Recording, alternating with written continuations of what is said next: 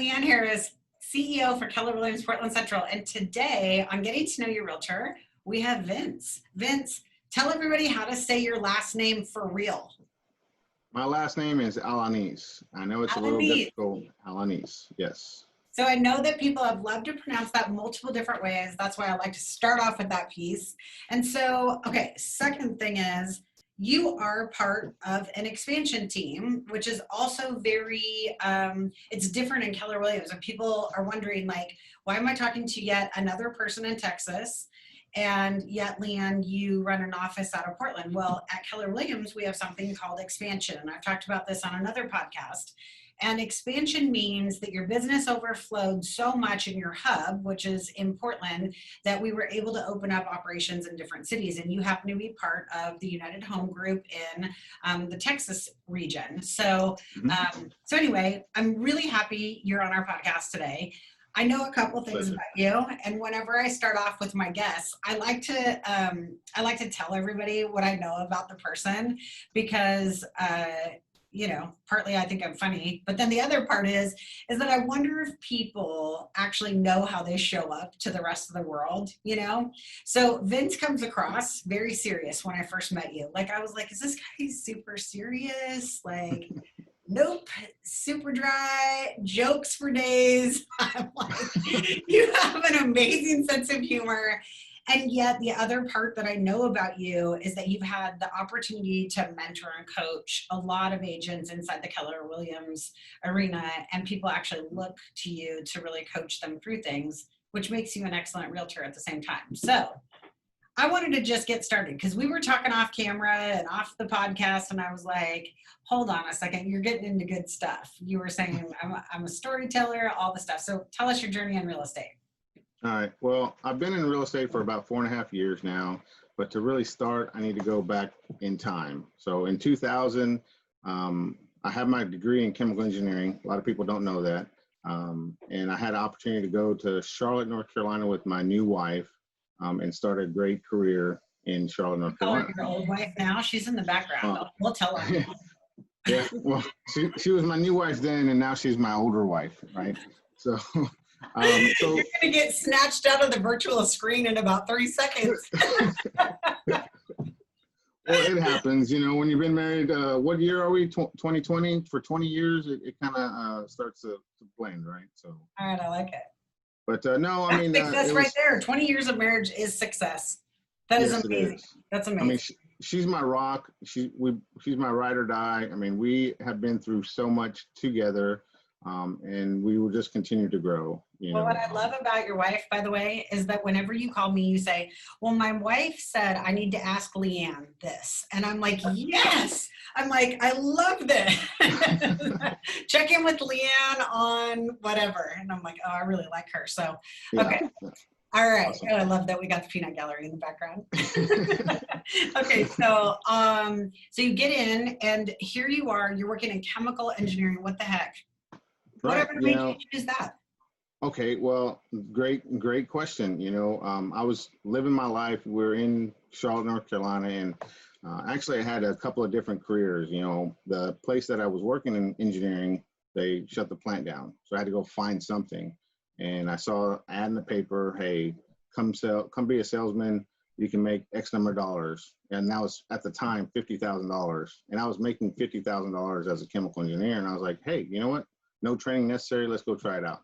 And that was car sales, you know. So I started off as a car sales, selling Chevrolets, did that for some time, was top producer, you know, salesman of the year, salesman of the month, and then salesman of the year. Graduated into other sales. I love sales. What I love about this, though, is that you are not attached to a label or prestige. And I see that the way that you step aside for your clients to become the heroes. And you don't care. Like, you could be a chemical engineer or a car salesman. Most people are going to be like, I'll choose to be a chemical engineer. But you were like, well, I can make the same amount and I can be in a sales environment. It's fun and all that. And I feel like you're not attached to your ego. And I love that about you. I've loved working with you because of that reason. You're not attached to your thoughts. You're like, I want to learn, which I think you're going to talk about. So keep going. Absolutely. And that is one of my foundations is the learning. But, going back, I was like, okay, I need to do something else. There was no other chemical engineering jobs in Charlotte, North Carolina. It was a financial institution. So there was other things. And my wife was working, so she had moved from my career. I was like, well, let's give it a go here. So I Yeah. got into sales because of the camaraderie and, being able to help people and solve problems, because engineering, solving problems, when you're in sales, you're basically solving problems as well. So that's kind of what I was drawn to, and also helping a lot of people.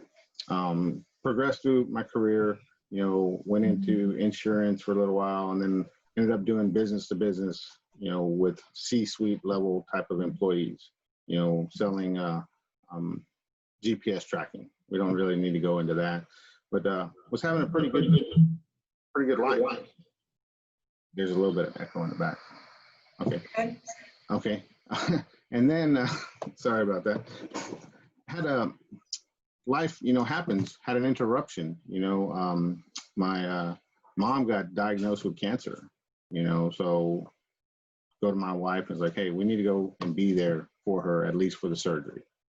So we take some time off, go home and help her out through the surgery. On the way back, from Texas to North Carolina, we get a call and my grandmother just passed away. Oh, yeah. And I was like, okay, my mom is just going through the beginning of her chemotherapy and she just lost her mom. We need to go back home. We had been in North Carolina for 15 years and it was a 5-year plan, always a 5-year plan to move back to Texas someday. Well, that 5-year plan got accelerated to 2 months. So we ended up saying, hey, we're going to quit our jobs. We're going to just pack everything up and be there, because I didn't want to have any regrets. We needed to be there for her, for the support, for my dad, because he was, how anyway, so Yeah. I just had to be there. So ended up, quitting our jobs, getting moved to Texas for that transition. Well, she recovers. Her last treatment, was 9 months later. And it's like, hey, what are we going to do now? We're unemployed. We're in a new, strange city. What are we going to do? The people that sold our house in North Carolina was a husband and wife team. And we're like, you know what? Let's go do that, babe. We can go into real estate and we can be that husband and wife team that, goes out and, takes over the world. And well, we go along to start studying our process in licensing. And I don't know if you know this, Leanne, but in Texas, it's 180 hours to get your license. Good. It was only 142 hours to get my chemical engineering degree. So I was like, dang, this is a lot. Well, you know what? Sometimes I think it's too low of a barrier of entry. I do. I'm like, I think it should be a higher level. So I love that it takes a while in Texas. So yeah, the state that we came from in North Carolina was like 42 hours. I was like, man, why didn't I get my license over there? But either way, so we're going along, going through the process of becoming licensed. My wife gets a job. She gets a job, and she's like, okay, well, what are you gonna do? It's like, hey, we talked about starting our own business. Well, I'm gonna go do this because it has insurance, it has steady pay, it has this. I was like, she's always been that foundation rock. I was like, go do that. And so she's the sensible one of you two. Yes. I'm the big dreamer, big game. I love it. Let's have an idea and let's go shoot for it. And she's like, wait a minute, what are the steps that we're gonna do to get there? I'm like, we can figure it out along the way, babe. But I'm gonna build an airplane mid-fall, right? Yeah, totally. I love it. You gotta have goals, right? Right. Don't let anybody ever squish them either. Okay, so exactly. No regrets. So you guys, no regrets. So you get your license, or you're in the process. I'm about to get my license, and then so when she gets her job, I'm like, okay, I need to double down. I need to start my career. Mm-hmm. So then I go ahead and squeeze out these last things, and you know what? I decided to take the test on my birthday. Oh. Because I was figuring, hey, if I pass, it's a reason to celebrate. If I don't, hey, at least I can get an adult beverage and not feel bad about it. the good thing is I did pass. So, Sweet. so I passed on my first test, first time, and I'm excited. I'm like, oh man, I'm a realtor now. What next? So, I go and interview a couple of brokerages. Somebody said don't mention names, so we won't mention names. But I ended up interviewing Keller Williams, and it was just drawn to me. One, it's because of the God family business, and my spirit for life, is such a foundation of culture of who I am. I was like, this speaks to me, so I'm going to go ahead and take the leap of faith and go join this brokerage. And I lit the world on fire. I had struggles. You ask about lows, here I am in a new city, no sphere, no network, nothing. The only person I knew was related, and he already had a house. Yeah.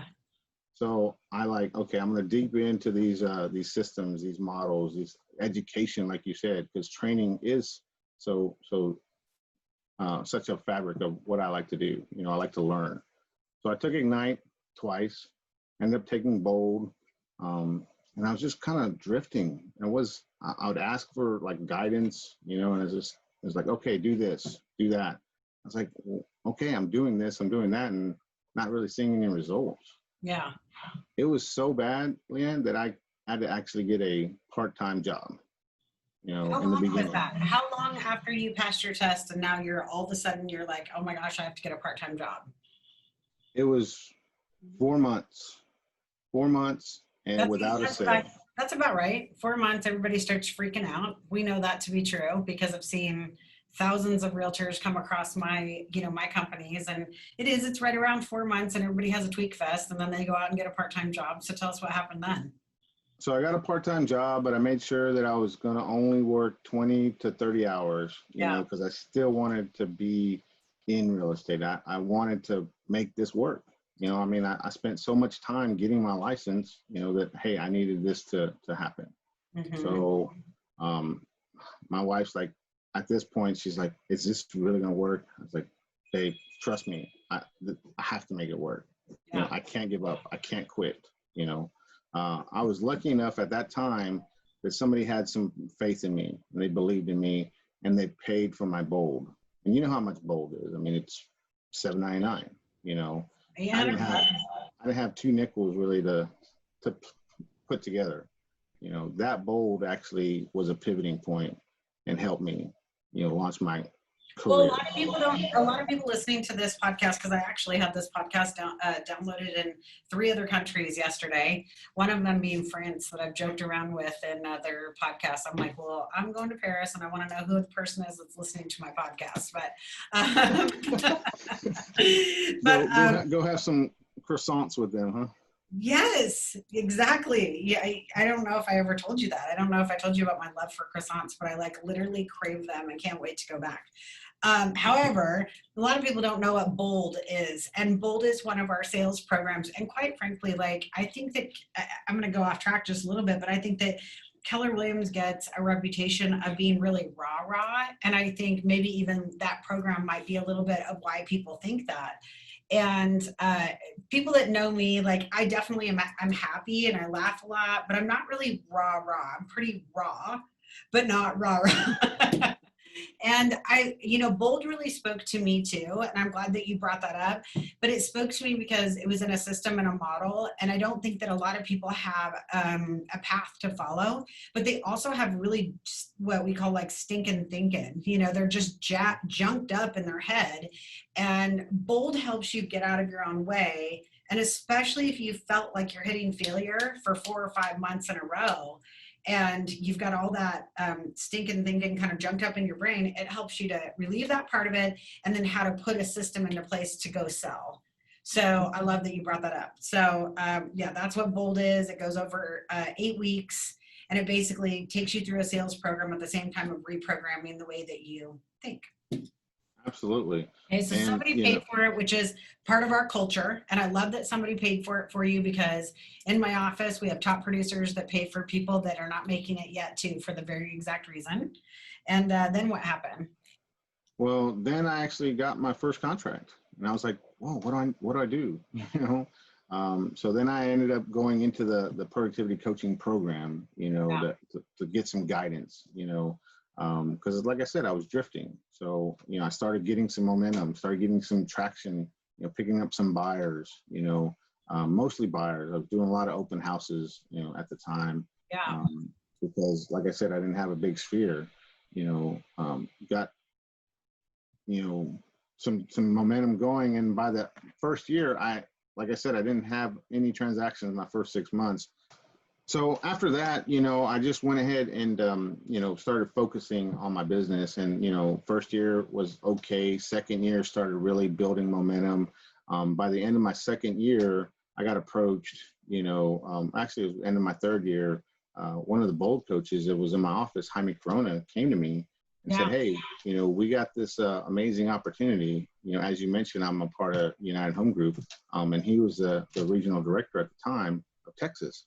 He said, hey, I know you're doing really well, you know, with your business, but hey, have you ever thought about joining a team? And I was like, join a team for what? You know, I'm actually doing okay. Like, well, hey, just give it a shot. You know, at least listen to these videos. He introduced me to this guy, Cody Gibson. Cody Gibson's amazing. You know, I mean, He's all right. if I could say I have a man crush on somebody, I could say I have a All man crush on right. Cody. Hashtag man crush. That's going to be the name of this podcast. Man crush. So, I mean, he's just For those so people out there that inspirational. don't, yeah, and for those people that don't know, Cody's my business partner. We own a company together, and then I'm the regional director for Texas now, and he owns United Home Group. A lot of people don't know my full background, and they certainly sometimes don't even know that Cody and I are so close in all the things that we do. So I guess Yeah. maybe in Keller Williams they do, but maybe not on a podcast. But yes, he's a good man crush. I get it. Yeah. I mean, just hearing his story and just, Yeah. I was just drawn to him, you know, and I was like, I want to be part of that and being able to grow in my business that helped me get to the next level to where I was able to give back and actually start a little coaching team, you know, of my own, you know, because I was that agent in the office that was drifting. So I reached out to some people and said, hey, how can I help you? Yeah. You know, I got about 10 agents, young agents, newer, I say young, but new agents that I'm mentoring to help them get their business started. And that really helps me, makes me feel good to give back. All right. Well, let's leap forward and talk about. I agree. I think that that's one of the greatest pieces of you is that you are a giver. You're a giver to your clients. You're a giver to the other agents around you. You share a lot on our regional calls and you help new people that we bring in. But let's talk about 3 nuggets that you want people to walk away with. So 3 nuggets that I would say is you never give up. You know, I didn't give up on my goal of becoming a realtor, you know, and it was a struggle, you know, but like I've heard, you can't beat somebody that doesn't quit. So just don't give up is one of my nuggets. A second nugget is get a mentor, get a coach, get a cheerleader, you know, get somebody that is going to support your dreams of moving forward, you know. And then the last nugget that I have is always be learning. You know, I told you I took a lot of training, took bold and other things, but you want to be learning and then you want to be implementing.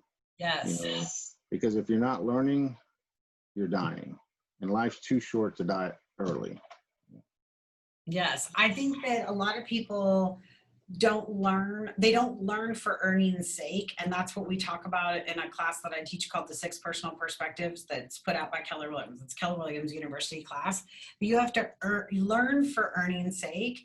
Don't just be a camper in classes. And I do love that about you. You learn it, you implement it, or you come back and you say, I liked that, Leanne, but I want to tweak it this way. And I'm like, oh my gosh, that even gives me some good ideas, you know? And that's really what I think it takes to be successful.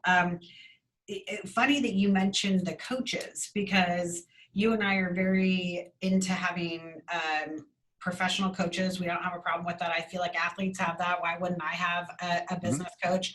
I've never, it's been 9 years of having a business coach, and sometimes I double up. If I'm really stuck, I will go and find a different type, like a transitional or a transformational type of coach even. Or when I didn't have enough money to pay somebody every month, I went to Bold and had the Bold coach be my coach, which Cody's a Bold coach, and have them coach you. But what a lot of people don't know is this podcast was not Leanne Harris's idea. It was actually my business coach's idea. And he said, you have to go out and do this, and this is why. Because the one thing that drives me is changing your lives and letting your clients know who you are so that they can get to know you at even a deeper level matters to me. And it matters to me if you're successful, and it matters to me if you make it.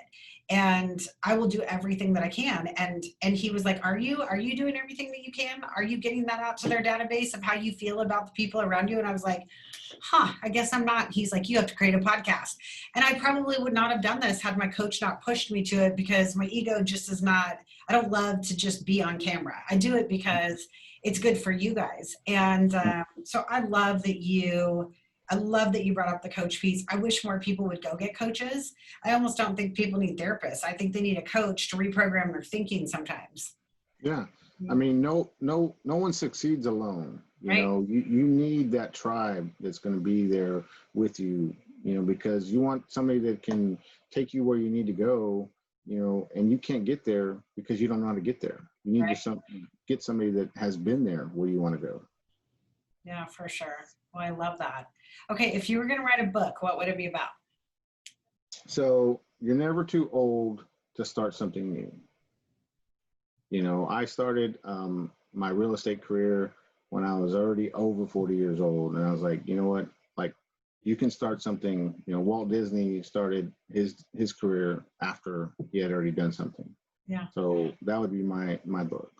I think you have multiple lives in your life. And I think that if you want to be anything that you want to be today, you just set yourself in motion for it. And I think you can live multiple lives in the same life, and choose to do whatever you want to do. So I love that advice. All right. Is there anything else that you'd like to leave anybody with? Well, so I'm supposed to ask you a question. I love that Dominique has turned everybody against me. She's like, pop questions on her. What is your biggest regret, and what did you learn from it? That is so good. My biggest regret. I'm not a person that really has regrets.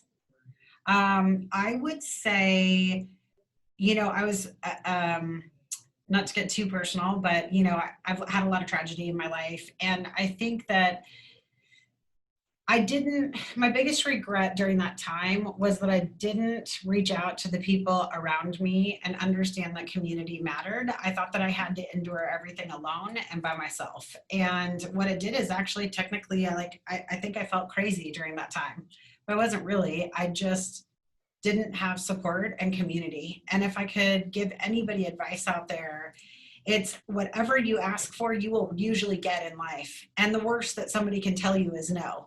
And I didn't raise my hand and say, I need help with my little kids, and I need help with getting, with not going to work right now. I just kept going to work and trying to bury myself in things. And I didn't do the recovery process. And so in turn, I actually made it longer than it probably should have, but I was too afraid to ask anybody for help.